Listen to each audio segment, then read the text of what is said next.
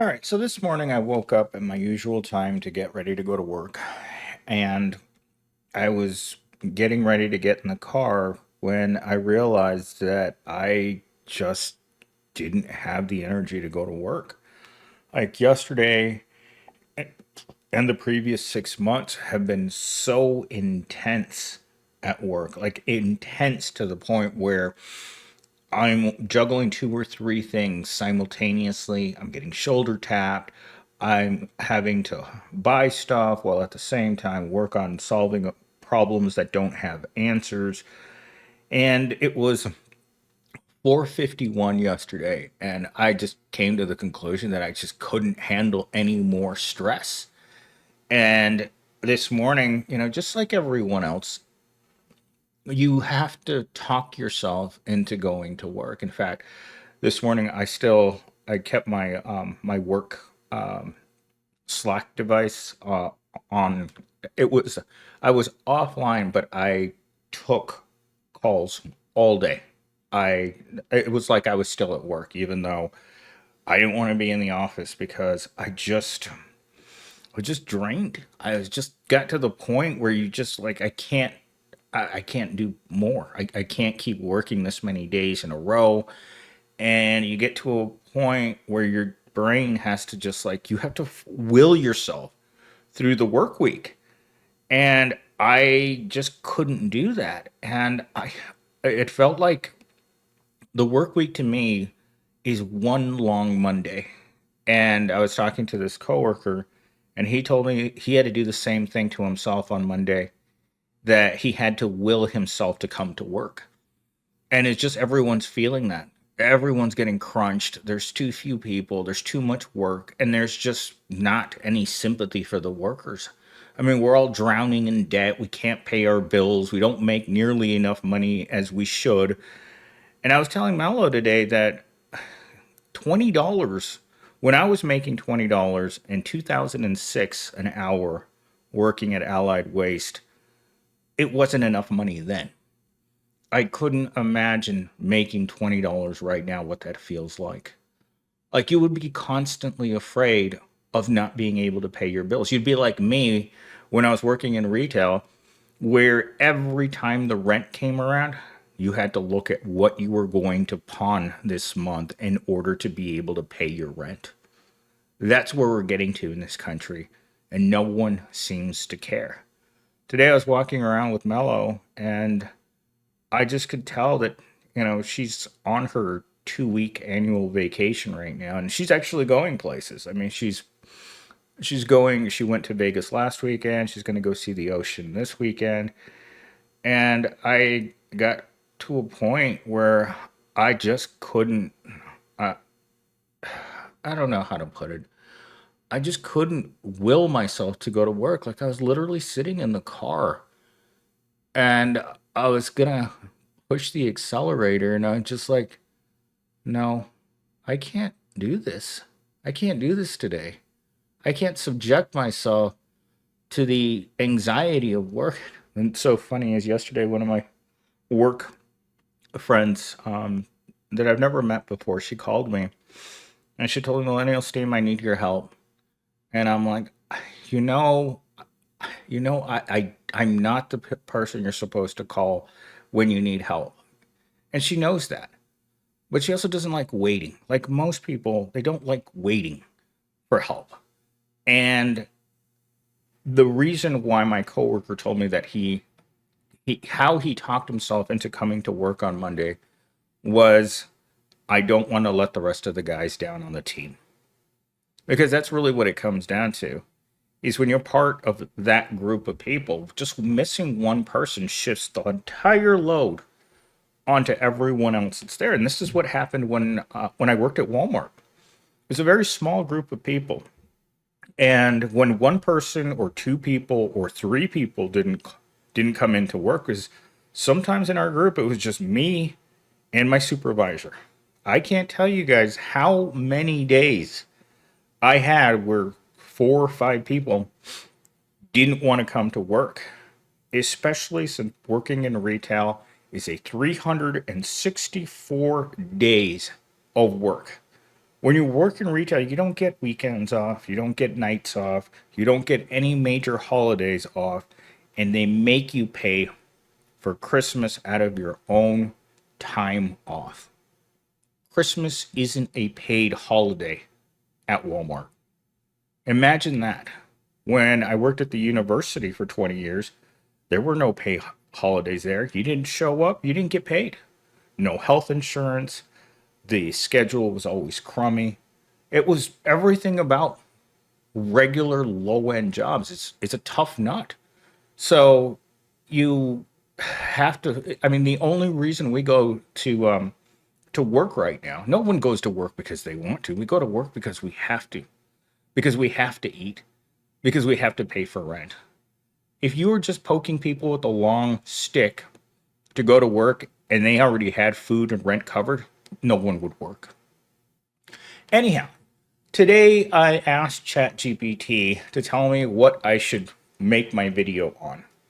And it came up with some phony baloney BS about how there's dignity in a day's work and how people should go to work because they need to work. And so it came up with the title, The Soft Life is What People Want. And let's get into our introduction. You know what's wild? I remember first seeing the phrase soft life and thinking, wow, that sounds nice and completely unrealistic. Like, who actually gets to choose a life filled with rest, peace, simplicity, when every day feels like a hustle just to pay the bills? You know, the more I have to pay the bills, and I've been paying the bills my whole adult life, right? Even before I became an adult, because I became homeless and an orphan at age 16. So I've been paying for my own way now for a very, very long time. But something's changed. What started as a trendy hashtag turned into a collective realization, almost a quiet rebellion that maybe we don't have to sacrifice every ounce of our energy just to survive. That survival, man, it's getting tougher, like even mentally. This morning, when I passed the parking lot behind the Circle K down the street from my house, there were, and if you guys were watching the live stream this morning, you saw it live on my channel. I'm not making this up. This is something, there was 50 people watching me live this morning when I came around the corner over there by the, what's it called? What's the name of that bar? It's the bar at Southern and Mill. It's called the Tavern or something like that. The Yucca Tavern, I believe it's called. And anyhow, I'm coming around the corner and suddenly there's at least 50 black unmarked trucks. And I'm like, what the heck is this? And I'm like, those guys are the guys that are going around terrorizing people. And I was just like, I didn't know that they were going to be there. It's a small fleet. And I was just like, I looked around and I thought, uh-oh, I better put away my camera before they decide to come over here and ask me what I'm doing. But I don't know where I was going with that other than I've never seen that before. And it scared the hell out of me. And I ran away as fast as I could. But I don't know. I feel like I've been traumatized by that event. It's like witnessing something straight out of a movie. That's what that felt like. Because we all know what unmarked trucks are for. You and I both know, I don't have to say it out loud, but you know why they were there. And it terrified me to my core. And you guys know I ended the video right there because I needed to get out of there. Like, they were looking at me and I was looking at them and I was just like, I shouldn't be here. And so I ran for it. All right, talking point number 1. For years, I've been told if you're not exhausted, you're lazy. If you're not grinding 24/7, you're falling behind. But the truth is, hustle culture never promised anything other than exhaustion and burnout. It glamorized suffering and sold us on dreams it couldn't deliver. And honestly, I'm done buying it. That's the thing. Now, I was talking to Mello today, and I told her that she needs to get a second job. And she told me straight up, I will not get a second job. Had the same conversation with Gen Z 100 times. You need a second job. And they're like, why? That's the point. Why? Ask yourself why you need a second job.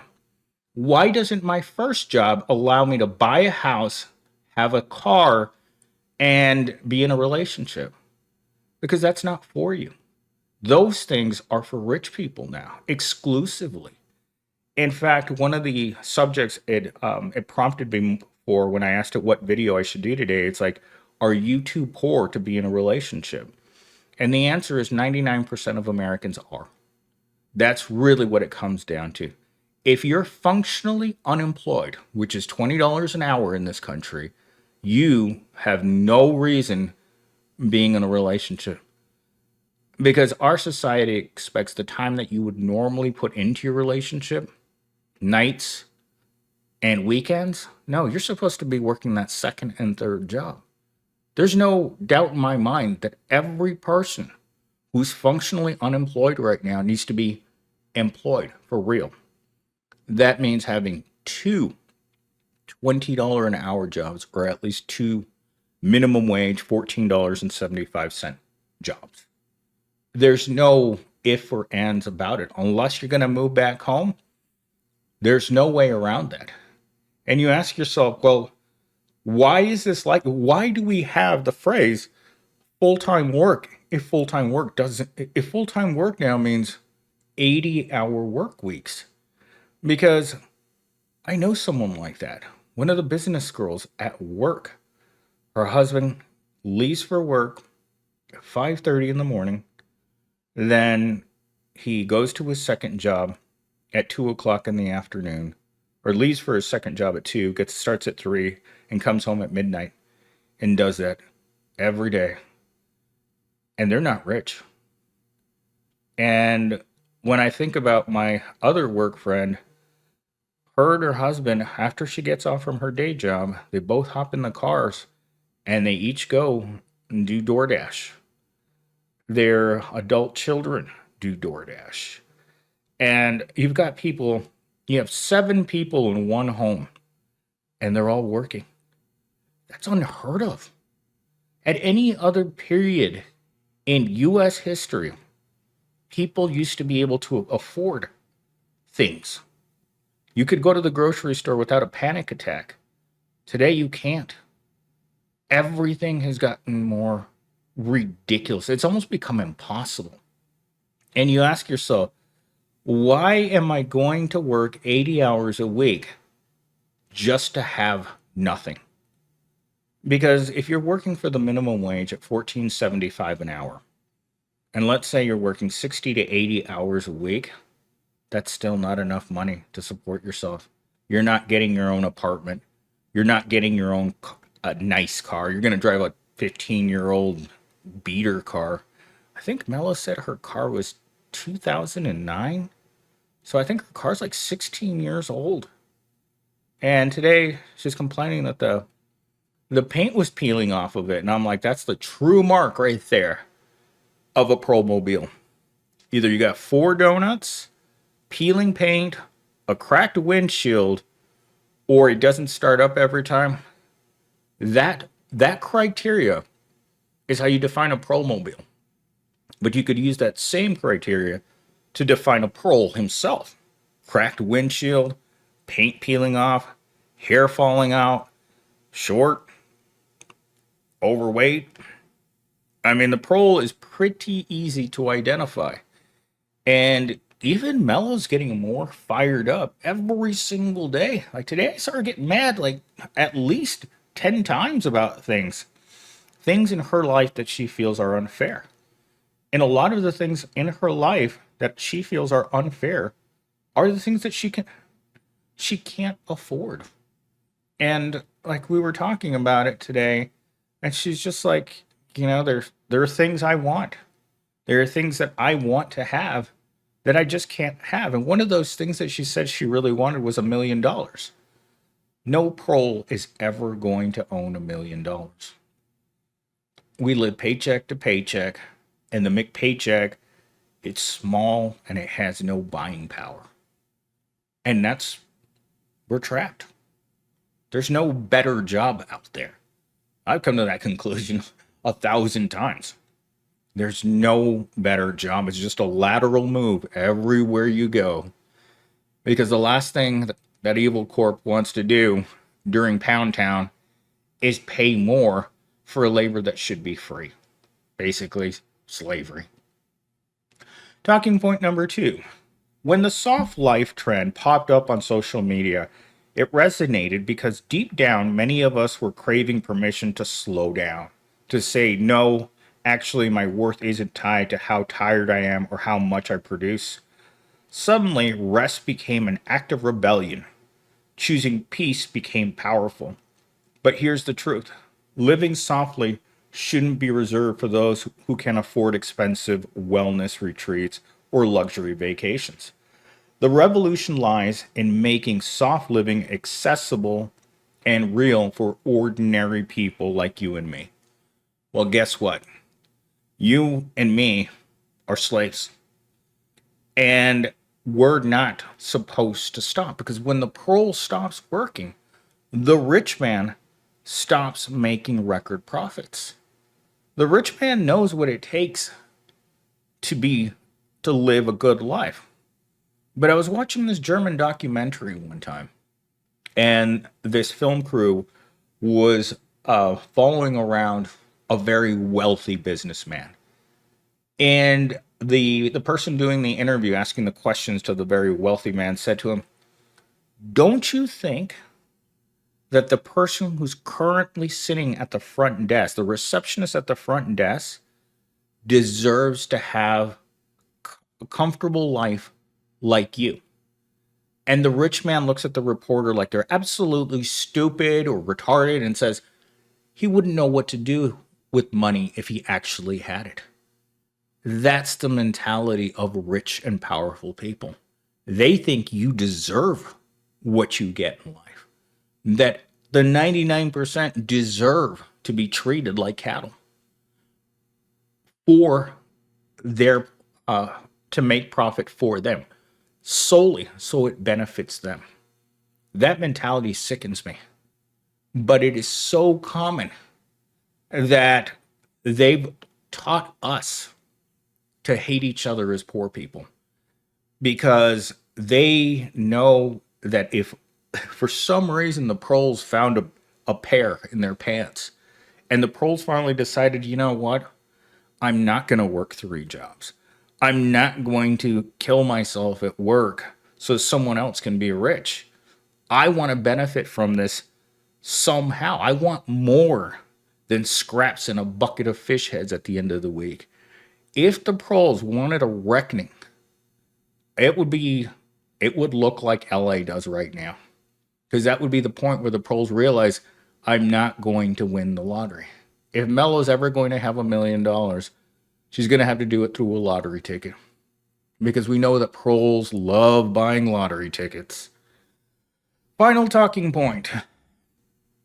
Here's how we're redefining soft life. It's not about spending money we don't have. It's about reclaiming our time, setting boundaries, saying no to toxic jobs, and yes to mental health. It's a shift from chasing endless ambition to embracing contentment and simplicity. It's about it's about refusing to measure our lives by productivity alone. Well, I mean, ChatGPT does say some neat things when it's writing scripts, but I mean, a soft life for the parole? Nah. A ball and chains and an endless, mindless work. I was watching a video. This must have been about 6 months ago, and how regular jobs are designed around busy work and designed to cause the proles to go insane. I thought to myself, that's true. We do mindless, repetitive tasks They hand us a check that's so small you wonder if this isn't just like straight up a plantation. And you go home, it's Friday, you get paid, and then you go home and you kind of wonder what happened. Like, I swear to God, there are days where I don't know what day it is.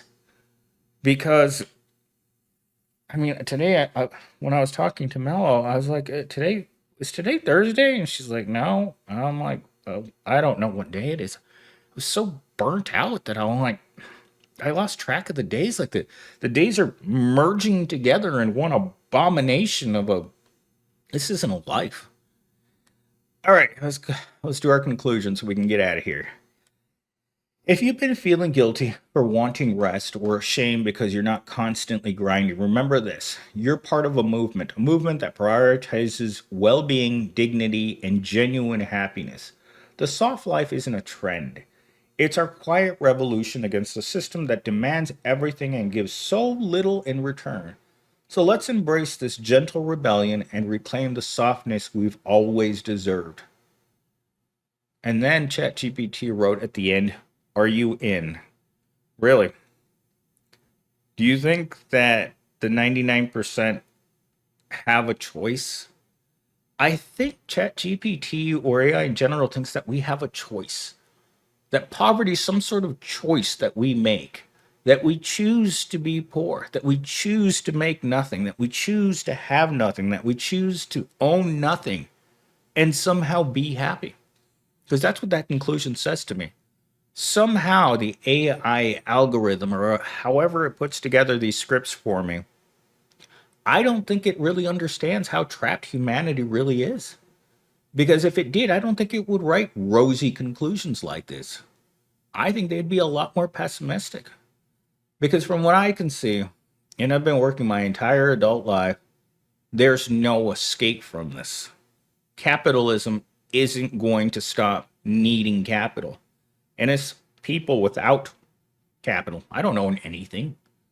Nothing. Nothing in my life I own. Like my car, this apartment, nothing. Not even my own time. My own time is spent gathering resources to live a very limited life. Like I was telling Mello the other day, it's like, I think I was a teenager the last time I saw the ocean. The last time I went on a vacation with my parents was maybe 15 or 16, around that time. Since then, it's just been home and work. So Mello was flying back from her vacation this week, and I was asking her, what it's like. What's it like to be on the airplane? And she's because I've never looked out the window of an airplane before. I don't think I've ever been near an airplane before. I think the closest thing to the airport I've done is pick up and drop off. And that's escalated more since I know more people that don't want to pay for an Uber. But anyhow, that's the video. I hope you guys enjoyed it. And I will talk to you guys in the next one.